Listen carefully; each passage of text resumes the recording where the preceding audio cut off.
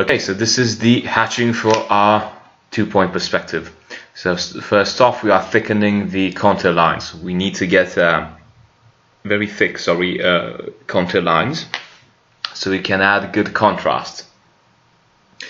We are going to hatch this, the 2-point perspective, and the facade in one go. Okay, so we need that to add that texture on the the cantilevered volume. Don't worry about respecting the number of divisions you have in your frontal view. You know, nobody will look at that.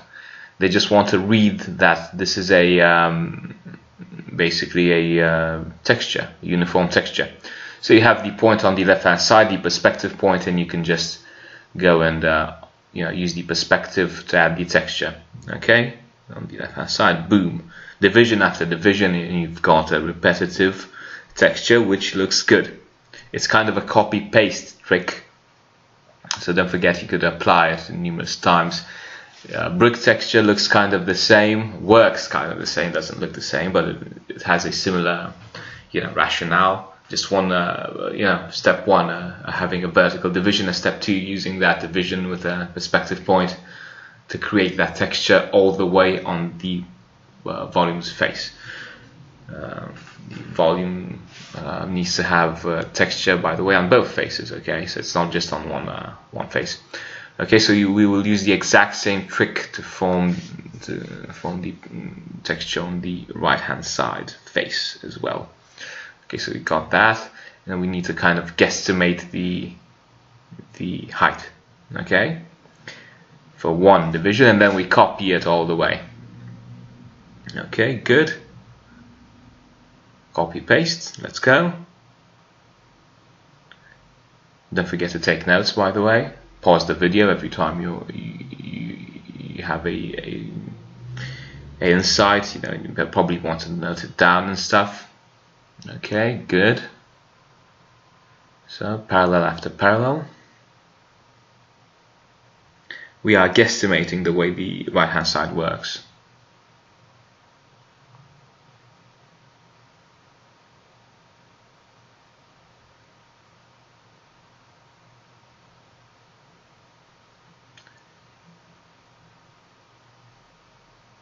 Yeah, it needs to kind of be a bit more deformed.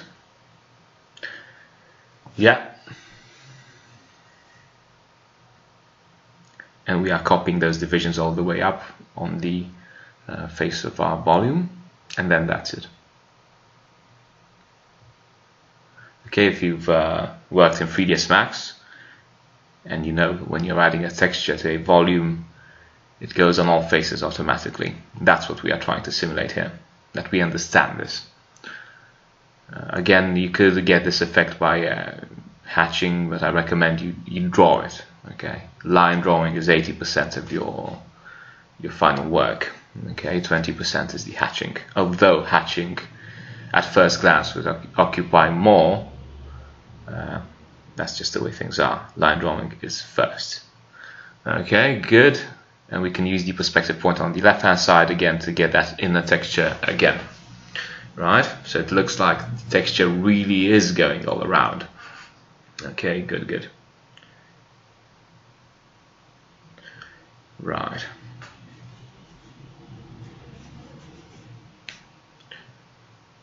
Okay. Right, and after that, what is hatching? Hatching is adding materiality and adding shadows. Okay. So after we added this material, we'll go for shadows. Basically, this is how you draw wood at this scale. When you are drawing wood at a smaller scale, let's say you got an interior, you can start to draw the wood fiber. But at this level, it's good enough to add just a reference. Okay, sketching a bit more on the foreground for the 1-point perspective. We got that. Those glasses and the champagne bottle, just simple ellipses, simple stuff. Okay, just we are taking kind of a short break. You can do this sometimes in drawing when you get tired of, let's say, hatching. You can go and draw something else, and then you go back to hatching. So you're taking a break by drawing at the same time, which works really well, keeps the workflow consistent. Okay, this is a standard champagne bottle. It's really simple. We will be detailing these elements more as we move along towards the interior the interior design module of our course. Okay, that's a bit later, which is going to feature a lot of these details, because details create that atmosphere for an interior space. Okay, good. Kind of thickening the line drawing there as well, and time to move on. Yeah, we need to see some trees through the windows there. Okay, through transparency. That's a good way of creating glass, showing information through transparency. Obviously thickening those lighting fixtures, the contour line. Okay, I'm jumping a bit on a tangent here, but bear with me. Okay, good.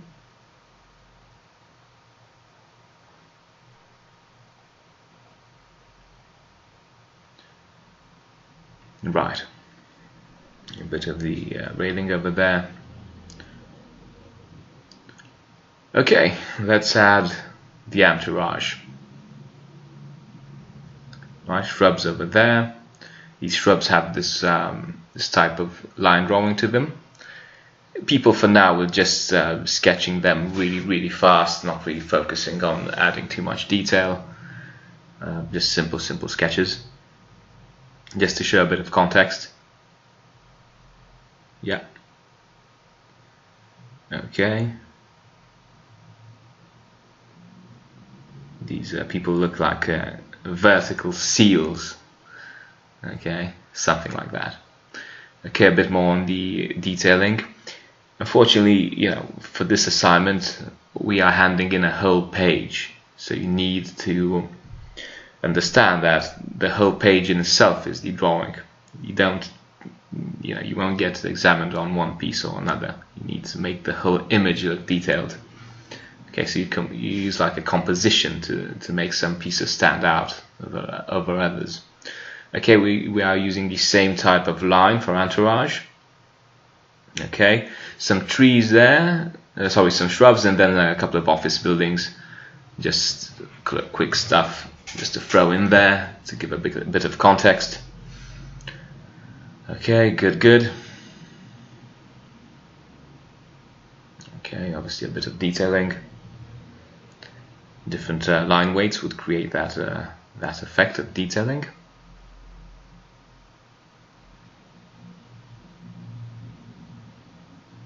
Yeah, just a couple of office buildings here and there.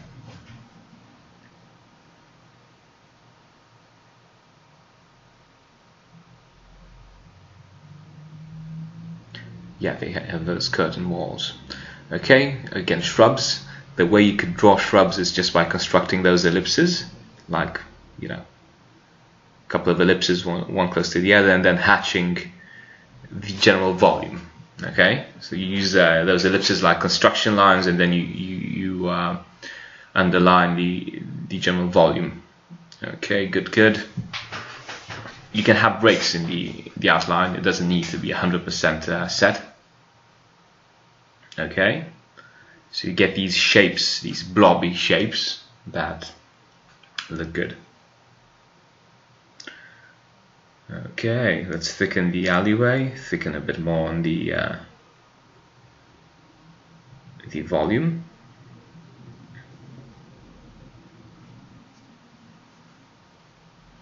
Yeah, those are for our shrubs. They need to have kind of roots and branches and stuff. You don't get to see most of the roots, but they're there. Most of the branches, sorry, but they are definitely there. Okay, detailing all these other elements. Okay. Obviously, we are sticking to the four-step approach towards drawing. First, filling the page with construction lines. with more or less deviation. You know, sometimes we need to go to not stick to the rules 100%, because we are noticing, you know, an opportunity to make this drawing have something specific to it that looks good. So going back, first we are filling the page with lines, then we are thickening the contour lines, then we are hatching, okay, and then finally we are thickening the important pieces again for the final graphics. Okay, thickening the foreground over there, some steps, got a couple of steps, need to detail them as well. Okay.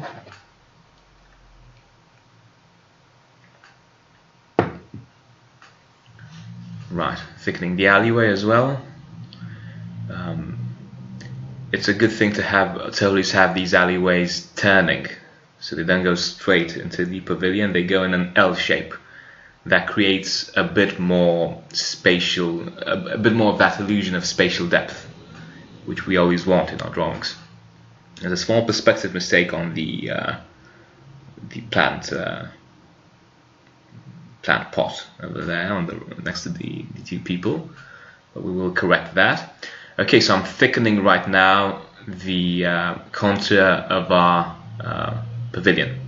Okay, because we are going to hatch this, and it's going to need to have strong contrast, and it is going to need to read on top of the other volumes, on top of the other perspectives. Okay, so it needs to have strong contrast, full stop. Okay, thickening lines, stage number 2. Hatching is going to be very linear. It's going to take a fraction of the time it took to construct all of this. Okay, those are the lamps, the night lamps. Maybe take one of these lamps in the foreground, closer to the foreground. Okay, boom, there, good. Drawing the light. Okay, the light being turned on. Okay, we got that crazy shape like a fruit of some sort. Okay, those glare effects are the light beams falling on top of our facades at 60 degrees again. Okay, because that's the standard angle, 60 degrees on a horizontal. And now we need to get to hatching.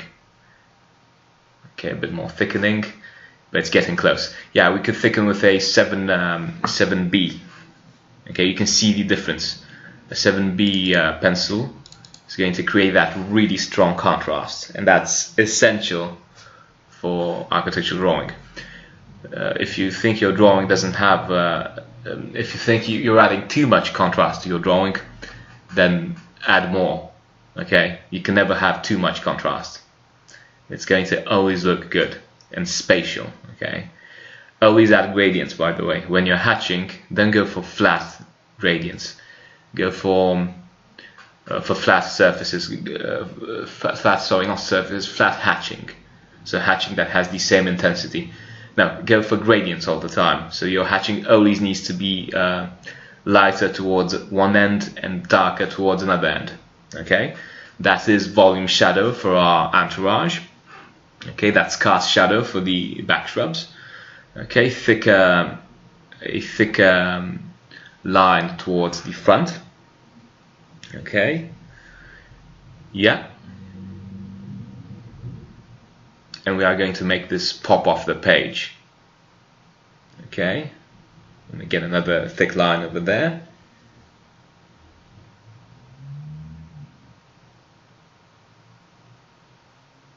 Yeah, that's the dark area beneath our shrubs is the cast shadow. Okay, you can guesstimate it like I do right now. It doesn't need to be perfect. Yeah, those are the cast shadows for our plant pots, let's say.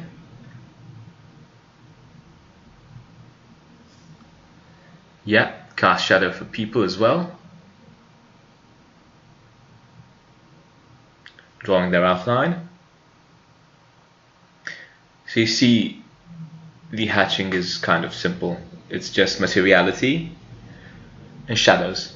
Very simple. We will go for a color composition later. Okay, in later drawings and designs. Right, so we are doing the cast shadow and volume shadow on the left hand side. Okay, looks very interesting. We are going to have to hatch the facade as well. Okay, it needs kind of different graphics. So with the shadowed faces, the theory is 100% the same. The edges which are closest to you in perspective are darker. Okay, feel free to use kind of narrower strokes, like 4 centimeter strokes should be enough. Okay, to get a clear effect. I'm a bit less patient, but the ideal width for a hatching stroke is 4 centimeters. Right, let's thicken with a triangle that edge, because you get more clarity, and clarity is very important. Okay, there as well. Kind of stage 4, 3, 4. Okay, somewhere in between. Okay, getting clarity and adding a bit of hatching as well. Yeah, reflections there.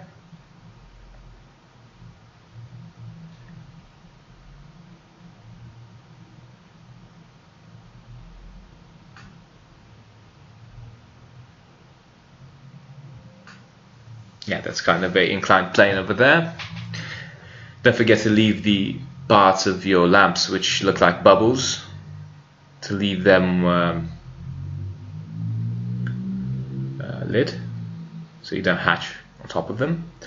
Okay, we are hatching the area around our building now. Yeah, gradients there, there and there. Yeah, there's a cast shadow there.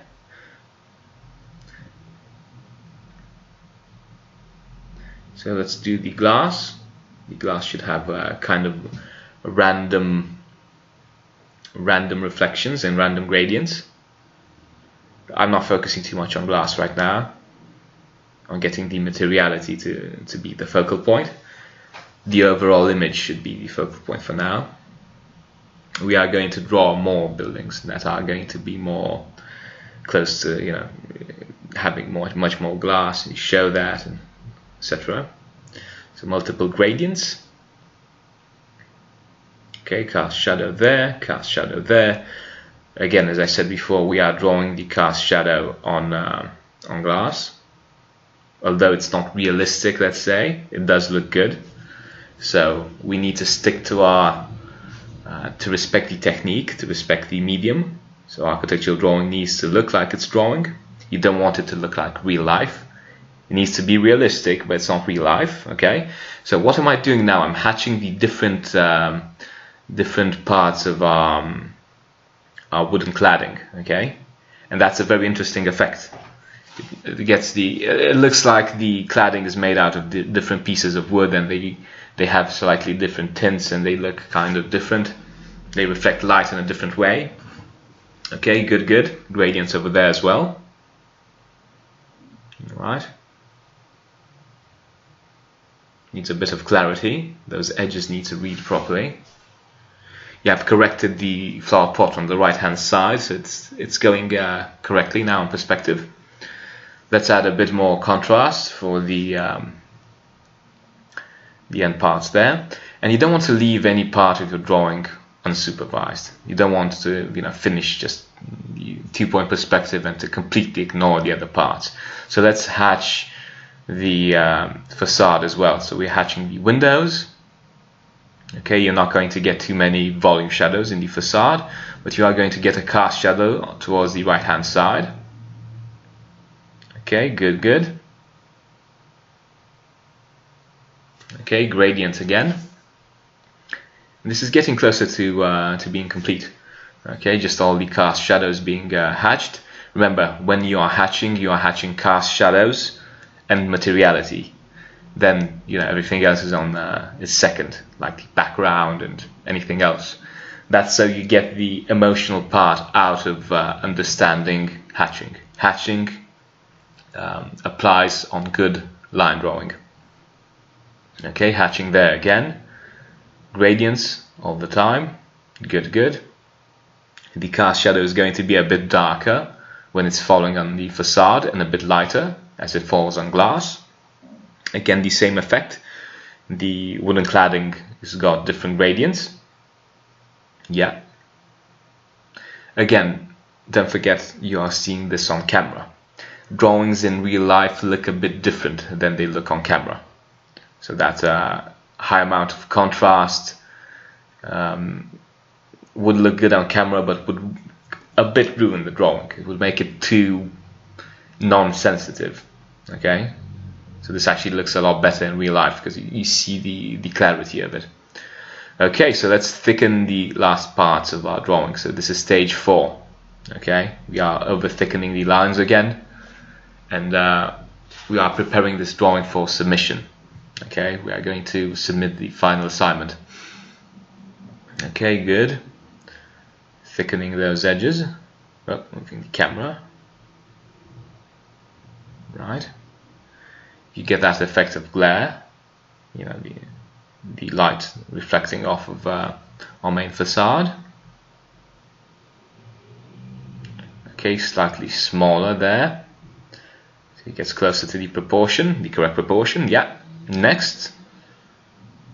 Yeah.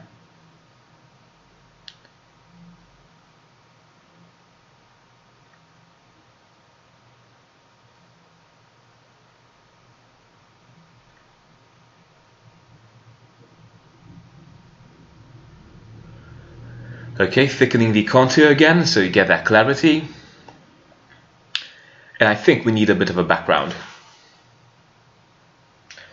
Just a simple background. You could go for a dark, really dark background. Like literally you get a dark marker, a black marker, and you start darkening the background. And that's going to look good as well.